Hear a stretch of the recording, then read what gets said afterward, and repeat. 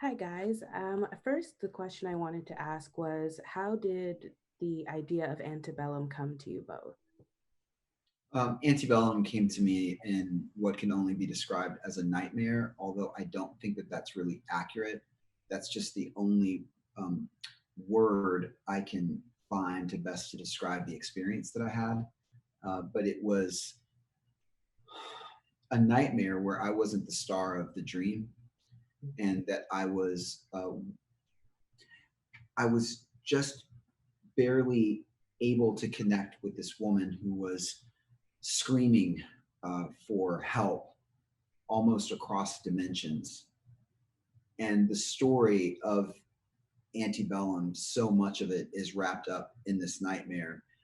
And when I awoke from the nightmare, I was so distressed and distraught that I wasn't able to help her, um, to do anything for her.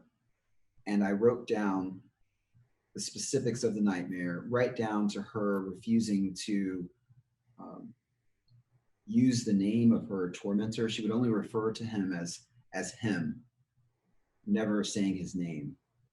And the next day, I discussed it with Christopher, the nightmare, and then he and I put pen to paper and wrote the short story. And then the short story would become the screenplay that we wrote. That is what you see on screen. And so another question I had for both of you was, is there a specific moment from script to screen after you saw the finished movie that you felt translated, like you were very proud of how it translated from script to screen? Um, I would say the final scene, the slow motion scene, that's something that we were so specific and detailed in the script.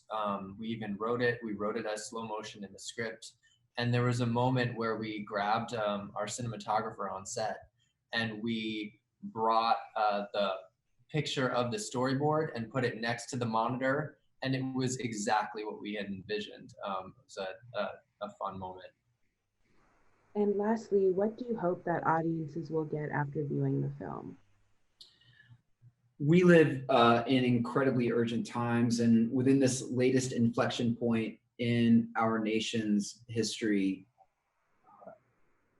I don't think that the conversation about and around race as it relates to Black people, anyway, can be deferred for even one more day. I think we have to get back to confronting the truth and all of its ugliness if we have any hope from preventing our present from this omnipresent haunting by the past. We've got to confront it. And so that's what we hope people walk away from the movie, activated into action to make that a reality.